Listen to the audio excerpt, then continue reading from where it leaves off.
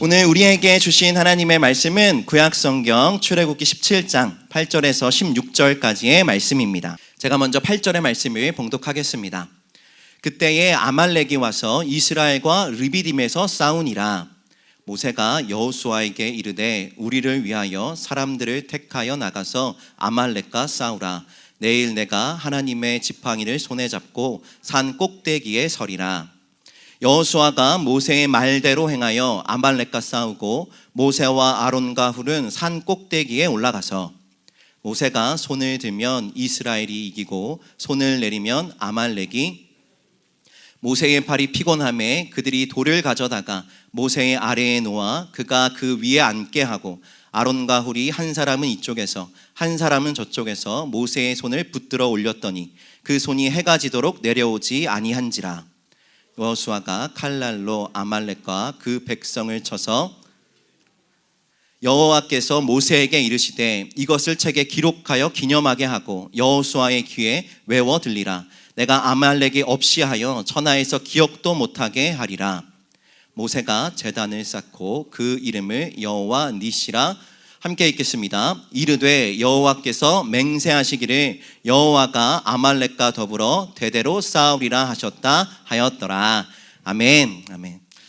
할렐루야. 다시 한번 우리 또 수요 부흥 예배관에 나오신 우리 모든 성도님들을 진심으로 환영하고 축복합니다.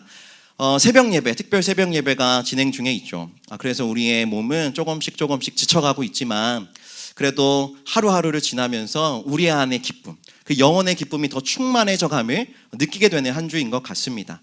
그 기쁨이 더욱더 충만해짐을 경험하실 수 있는 우리 모든 성도님들 다 되시기를 주님의 이름으로 축복합니다.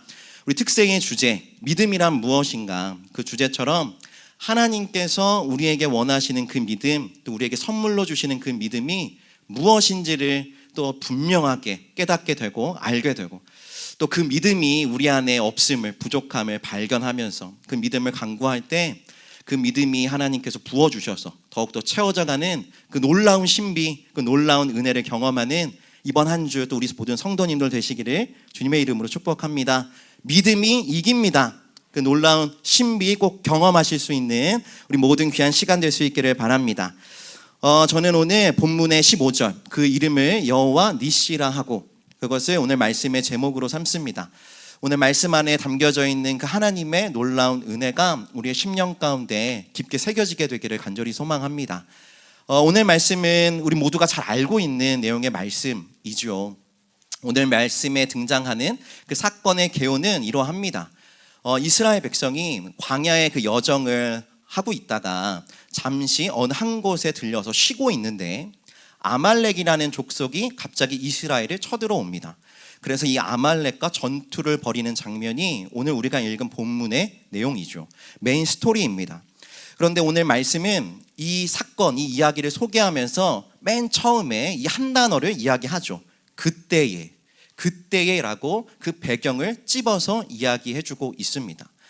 그러니까 이 아말렉과 전투가 벌어진 그 배경이 무엇인가 하면 이스라엘 백성들이 하나님의 명령을 따라서 이 광야의 여정을 하고 있다가 이 르비딤이라는 곳에 장막을 쳤는데 딱 그때에 마실 물이 다 떨어지게 된 것이죠. 그래서 이스라엘 백성들이 하나님을 원망하기 시작했습니다. 그런데 그때 하나님께서는 모세를 통해서 이 이스라엘 백성들, 물이 없는 이스라엘 백성들에게 물을 주시죠. 지팡이를 탁 하고 치니 그 르비딤에서 땅에서 샘물이 솟아나오게 되었습니다. 바로 그때에 그 메마른 땅에 물이 없는 그 땅에 물이 샘솟아 나오기 시작할 그때에 이 아말렉 족속이 이 이스라엘을 치러 왔던 것이죠. 하나님을 시험하고 모세를 죽이려고 했던 그 마사, 그 무리바를 기적의 땅으로 하나님께서 변화시켜 주셨을 그때에 적의 공격이 시작되었던 것이죠. 이스라엘은 이 르비딤에서 출애굽 이후 첫 번째 전쟁을 시작하게 됩니다. 이 싸움은 이스라엘이 먼저 걸었던 싸움이 절대로 아니죠. 아말렉이 먼저 걸어온 싸움입니다. 홍해 사건을 통해서 이미 그 지역, 그 주변에 있는 민족들이 다 이 하나님의 능력에 대하여서 이 이스라엘에 대한 소문을 익히 들어 잘 알고 있던 상태였죠. 그래서 많은 민족들이 이 이스라엘을 두려워했습니다. 그런데 그럼에도 불구하고 이 아말렉 족속이 이스라엘을 아주 대범하게 치러왔던 것이죠. 아마도 물과 식량이 부족할 틈을 노려서 기습했던 것 같습니다. 실제로 이 전투와 아말렉 족속에 대한 또 다른 성경의 언급을 보면 이 아말렉의 모습을 강조하는 대목이 등장합니다. 신명기 25장의 말씀인데 신명기 25장 17절에서 18절 말씀을 우리 함께 같이 읽어보도록 하겠습니다. 신명기 25장 17절에서 18절 말씀 같이 읽겠습니다. 너희는 애굽에서 나오는 길에 아말렉이 내가 행한 길을 기억하라. 곧 그들이 너를 길에서 만나 내가 피곤할 때에 내 뒤에 떨어진 약한 자들을 쳤고 하나님을 두려워하지 아니하였느니라. 아멘. 아말렉은 이스라엘이 피곤할 때에, 지쳐 힘들어할 때에 공격했다라고 성경은 이야기하죠. 그리고 특별히 뒤에 처져 있는 약한 자들을 주된 목표로 삼았다라고 이야기합니다. 전면전을 통해서 힘을 겨루는 것이 아니라 말 그대로 약탈을 위한 침략이었던 것이죠. 아울러 그들은 하나님을 두려워하지 않았다라고 말씀이 언급하죠. 홍해 사건에 대한 소문을 들었음에도 불구하고 그들은 전쟁에 있어서 하나님의 간섭, 하나님의 개입을 전혀 인정하지 않았던 것이죠. 전쟁에 있어서만큼은 하나님이 아니라 강한 군사, 강한 병기, 강한 말이 가장 중요하다라고 생각했던 것이죠. 하나님의 간섭이니 기도의 능력이니 신앙의 힘이니 그런 것에 대한 눈에 보이지 않는 실체에 대한 애초부터 믿음이나 관심 자체가 없었던 것입니다. 그러고 보면요, 이 아말렉 족속들은요, 그 조상의 모습들과 놀랍게 오버랩이 됩니다. 이 아말렉 족속의 시조는 아말렉이라는 사람이죠. 이 아말렉이 누군가 하면 바로 야곱의 쌍둥이 형 에서의 손자입니다. 여러분, 아말렉의 할아버지 에서는 잘 아시는 것처럼 하나님과 그 언약에 대한 경외함이 전혀 없는 자였죠. 눈에 보이지 않는 장자의 축복 같은 것에 신경을 쓰기보다는 눈에 보이는 실질적인 힘을 더 의지하는 존재였죠. 그리고 그의 후손인 아말렉 역시 그런 모습을 똑같이 보여주고 있는 것이죠. 이스라엘과 아말렉은 한 조상 이삭의 허리에서 나온 친척입니다. 엄밀히 말하면 아주 가까운 친척이죠. 그럼에도 불구하고 아말렉은 광야에서 지쳐있는 피곤한 상태인 이 이스라엘을 기습합니다. 하나님을 두려워하는 마음도 없고 인정도 없고 아주 냉혹한 모습으로 이스라엘을 치러 오죠. 그래서인지 하나님께서는 오늘 본문 마지막 16절 말씀과 같이 이런 아말렉과 더불어 대대로 싸우시겠다라고 선언하십니다. 14절에서 하나님이 말씀하시죠. 하나님께서 친히 이 아말렉을 없이 하셔서 천하에서 기억도 못하게 하시겠다라고 선포하십니다. 맹세하시죠. 지금의 이 공격이 얼마나 불의한 것인지를 분명하게 하나님이 말씀하시는 것이죠. 그리고 하나님의 공의로 그들을 심판하시겠다라는 겁니다. 여러분, 그런데 이것은 우리가 오늘 직면한 싸움의 실체입니다. 믿음의 자녀들을 공격하는 영적 세력 혹은 세상의 핍박들이 딱 그런 모습이죠. 성도를 향한 사단의 시험과 세상의 공격은 교묘합니다. 또 비열하죠. 예의와 법도는 없습니다. 오히려 우리가 힘들고 어려울 때, 피곤하여 지쳐 있을 때, 그래서 하나님으로부터 조금 멀어져 있을 때, 그때 사단은 더 강하게 공격해 옵니다. 여러분, 베드로전서 5장 8절의 말씀 기억하시죠? 근신하라, 깨어라, 너의 대적 마귀가 우는 사자와 같이 두루다니며 삼킬 자를 찾나니. 베드로 사도는 분명히 이야기합니다. 여러분, 사자와 같은 맹수들이 사냥감을 공격할 때의 모습, 여러분 TV에서 보신 적 있으시죠? 그들이 노리는 사냥감이 어떠한 것이죠? 몸도 크고 살이 많아서 자신의 가족들이 한꺼번에 배를 채울 수 있는 그런 먹잇감은 노리지 않습니다.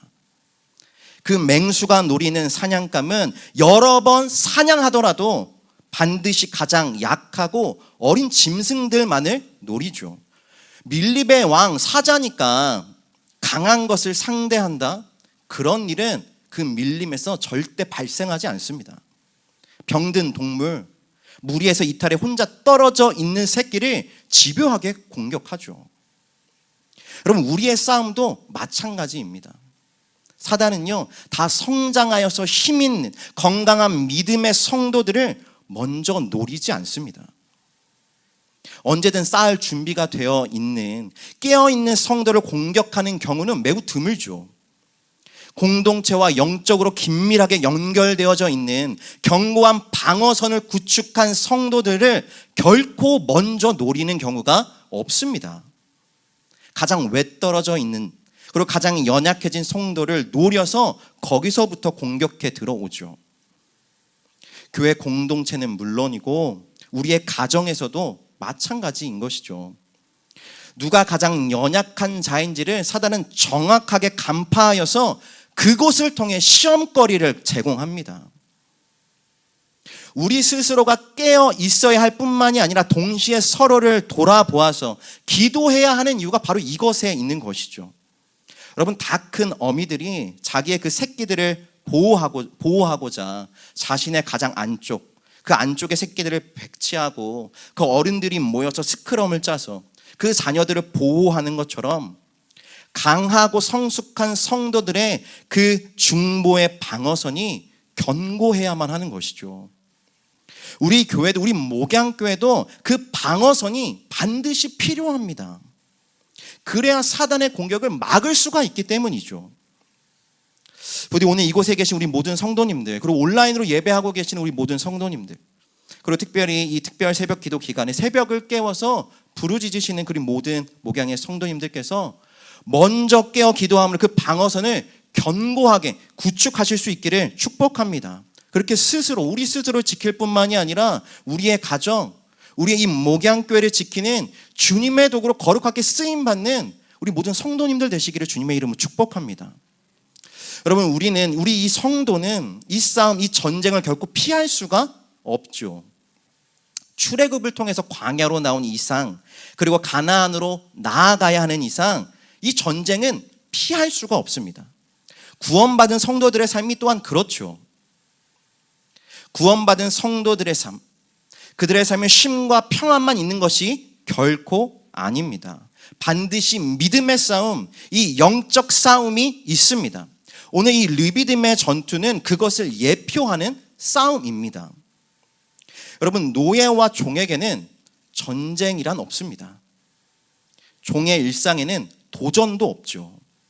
오직 자유인에게 싸울 권리가 주어집니다. 여러분, 고대 로마에서는 그 군사를 편성할 때 이방인들을 그 군대에 편성하지 않는다고 합니다. 오직 로마 출신, 로마의 시민권을 가진 로마 시민들로만 그 군사를 구성한다라고 하죠. 로마 시민이 아니면 군인이 될 수가 없습니다. 자유를 지키는 것은 오직 그 자유를 가진 자만이 할 수 있는 권리라고 생각했기 때문입니다. 여러분, 애굽에서 종으로 살고 있던 이스라엘 백성들에게는 전쟁이 없었습니다. 출애굽에서 나올 때도 마찬가지였죠. 애굽에서 바로와 싸운 것은 이스라엘이 아닙니다. 이스라엘의 전쟁이 아니었죠. 바로 하나님이 싸우십니다. 하나님의 전쟁이었죠. 하나님께서 싸우셨을 뿐이지 이스라엘은 그 전투에서 아무 역할도 하지 않았습니다. 그런데 이제 홍해를 건너고 나서 상황은 변했습니다. 전쟁이 그들에게 시작이 된 것이죠. 이스라엘은 자유를 얻었고 이제 그 자유를 지키는 싸움을 해야만 하는 겁니다.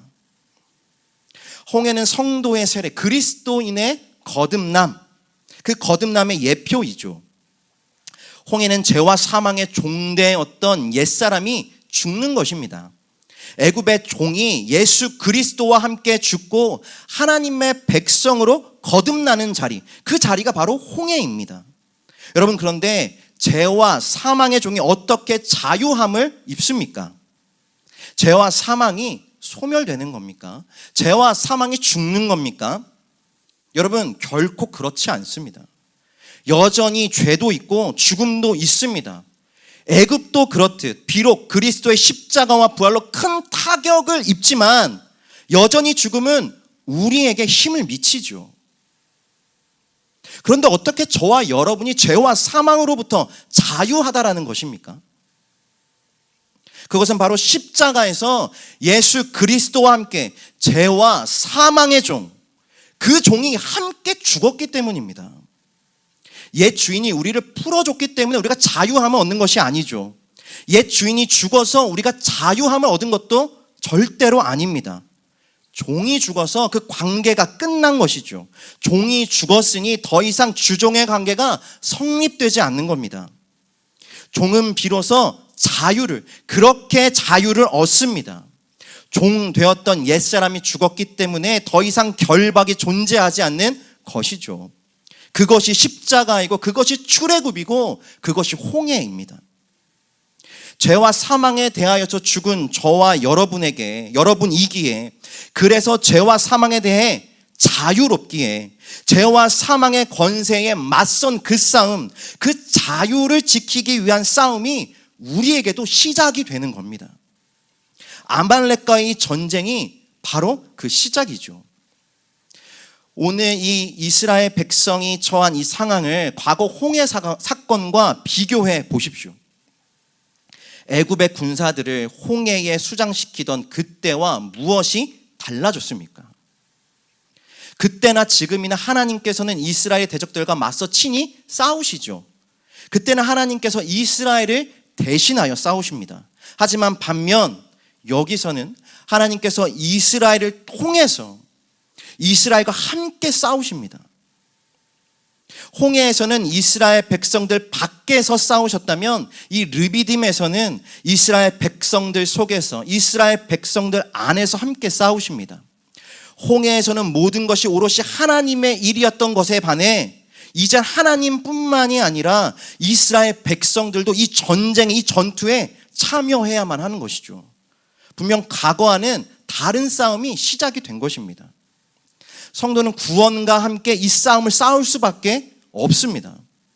예전에 없던 싸움이고 의식하지 못했던 싸움입니다. 구원 얻은 자만이, 자유를 가진 자만이 감당할 수 있는 싸움이죠.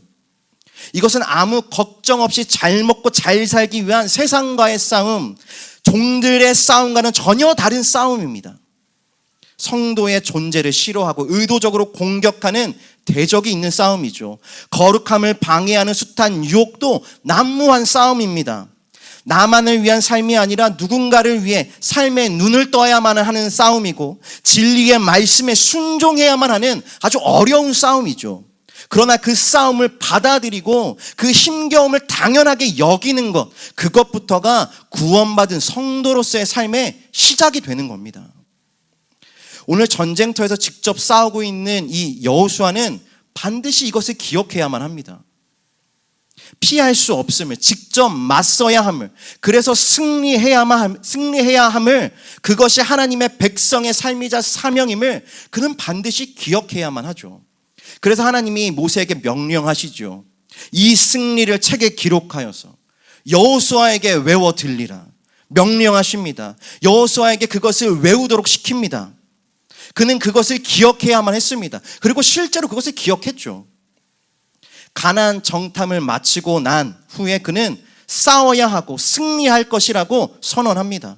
적들을 기다리는 것이 아니라 그곳에 들어가서 그 두려운 적들을 향해 전진해야 하고 그들을 향해 칼을 겨녀야 함을 이야기합니다. 오늘의 이 아말렉 전투는 그는 잊지 않았고 그 싸움을 결코 피하지 않았던 것이죠. 성도 여러분, 우리는 평안에 머무르는 것, 그것 자체가 목적이 아니죠. 우리는 믿음의 싸움을 싸워야만 합니다. 승리해야만 하죠.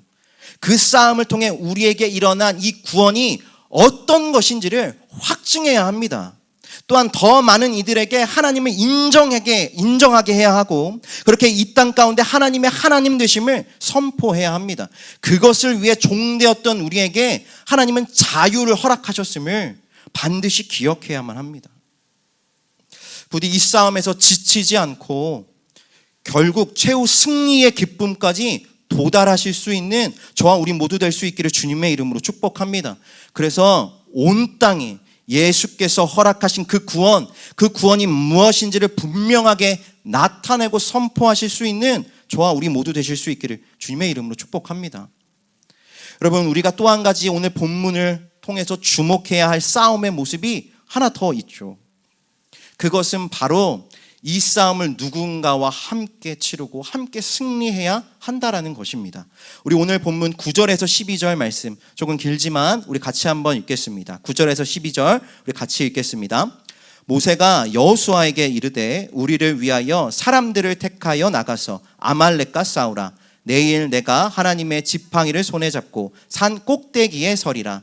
여호수아가 모세의 말대로 행하여 아말렉과 싸우고 모세와 아론과 훌은 산 꼭대기에 올라가서 모세가 손을 들면 이스라엘이 이기고 손을 내리면 아말렉이 이기더니 모세의 팔이 피곤함에 그들이 돌을 가져다가 모세의 아래에 놓아 그가 위에 앉게 하고 아론과 훌이 한 사람은 이쪽에서 한 사람은 저쪽에서 모세의 손을 붙들어 올렸더니 그 손이 해가 지도록 내려오지 아니한지라. 아멘.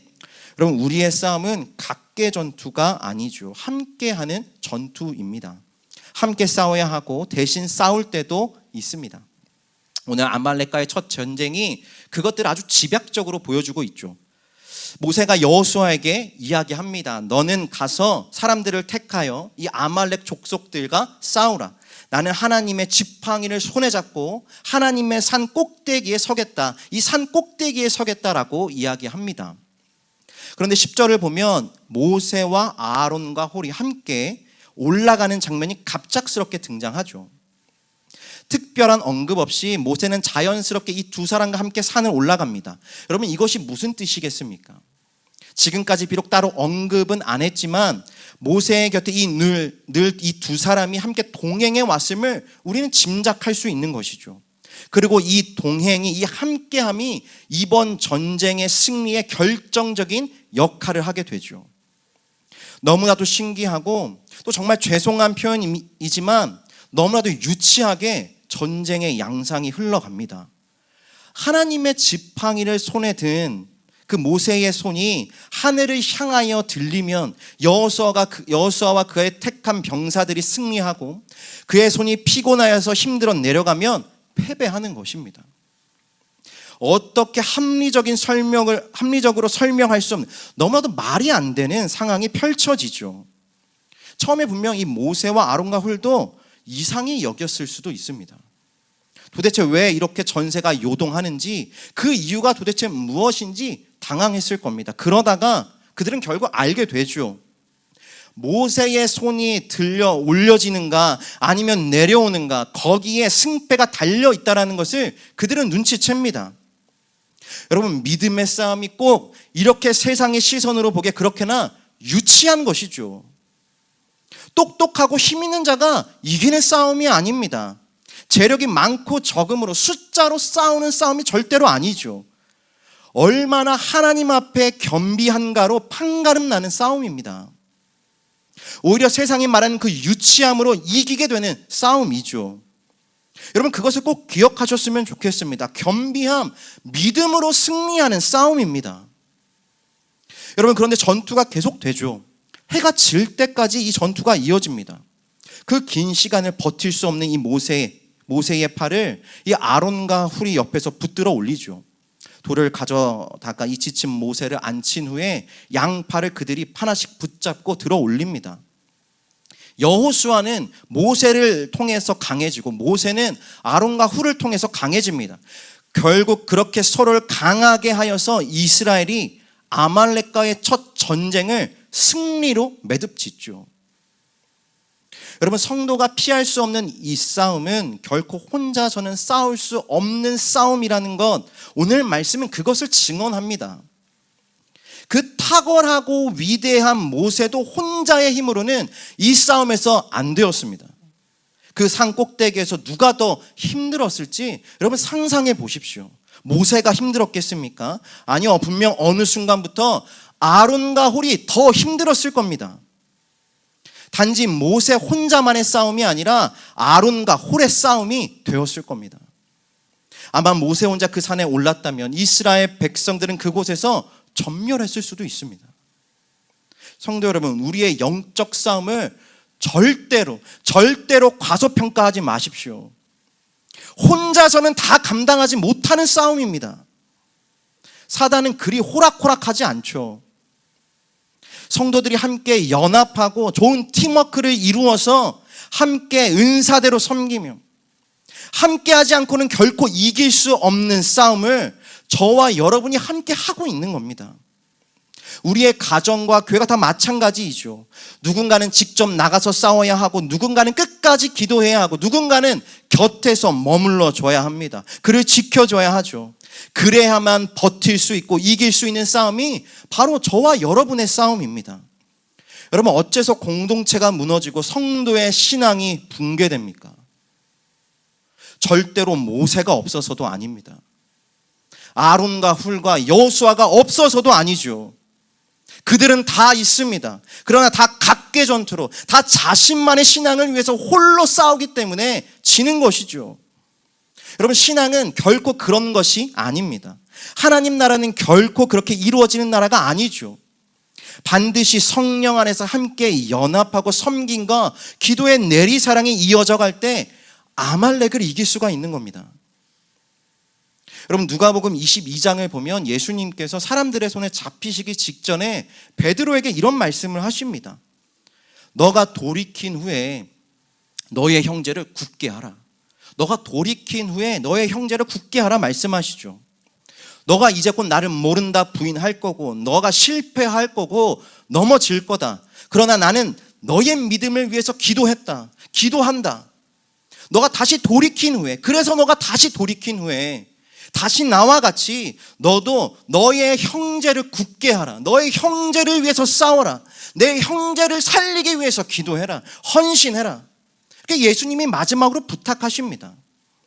여러분, 예수님의 이 마지막 부탁의 말씀처럼 저와 우리 모두가, 우리 목양교회가 서로를 굳게 하는 믿음의 공동체 되기를 간절히 소망합니다. 혼자 싸우지 않고 꼭 함께 싸워 그 승리를 함께 누릴 수 있는 우리 목양교회 될 수 있기를, 우리 목양교회 모든 부서들, 모든 구역들 다 될 수 있기를 주님의 이름으로 축복합니다. 여러분, 아말렉과의 전투에서 놀라운 승리를 경험한 모세가 하나님 앞에 감사의 제단을 쌓죠. 모세가 쌓은 이 첫 번째 제단은 하나님의 이름을 부르며 이렇게 쌓습니다. 여호와 니시 부릅니다. 여러분, 여호와 니시의 뜻이 무엇입니까? 여호와는 나의 여호와는 나의 깃발이라는 의미입니다. 우리는 보통 승리의 하나님으로 알고 있지만 승리이기 전에 깃발이 먼저입니다. 여러분, 깃발이 무엇을 상징하죠? 왜 모세는 여기서 깃발을 이야기했겠습니까? 물론 성경은 성도의 기도하는 손을 깃발이다라고 이야기합니다. 시편 20편 5절 말씀에 이렇게 고백하는데요. 우리 그 말씀 같이 읽겠습니다. 우리가 너의 승리로 말미암아 개가를 부르며 우리 하나님의 이름으로 우리의 깃발을 세우리니 여호와께서 내 모든 기도를 이루어 주시기를 원하노라. 아멘. 하나님의 이름으로 우리의 깃발, 곧 함께 들어올린 기도의 손을 하나님께서 보시고 그 기도를 이루어 주시기를 원한다라는 축복의 말씀이죠. 성도들이 함께 들어올린 그 기도의 손이 바로 깃발입니다. 그렇다면 전쟁터에서 이 깃발의 역할이 무엇입니까? 여러분, 전쟁 영화를 보셨다면 전쟁에서 이 깃발을 들고 나가서 싸우는 장면을 분명 한 번쯤은 보셨을 겁니다. 전쟁엔 이 깃발, 이 군기가 필수적이죠. 이 군기를 들기 위해서 병사가 따로 필요하죠. 그리고 그 병사를 지키기 위한 병사도 따로 배치합니다. 그럼에도 불구하고 굳이 전쟁에 나갈 때 이 큰 군기를 높이 들어 올립니다. 전쟁에서 이 군기를 빼앗긴다라는 것은 패배 그 자체를 의미하죠. 그래서 군기는 언제나 중요한 장군이나 죽은 옆에 있기 마련이고, 또 그것에 의해서 모든 군의 명령이 하달됩니다. 요컨대 군기는 누가 그 전투에 참여하여 싸우는지를 드러내는 도구이죠. 그 전투에 참여하여 싸우는지, 누가 그 전투에 참여하여 싸우는지를 드러내는 겁니다. 이 전쟁이 누구를 위한 전쟁인지, 또 누가 싸우는 것인지를 명확하게 드러내는 표시이죠. 여호와 니시, 곧 나의 깃발이 여호와입니다 하는 것은, 그러므로 지금 싸우는 이 싸움이 하나님의 싸움이라는 것, 하나님을 위한 싸움이라는 것, 하나님께서 친히 참전하셔서 싸우심을 드러내는 것이죠.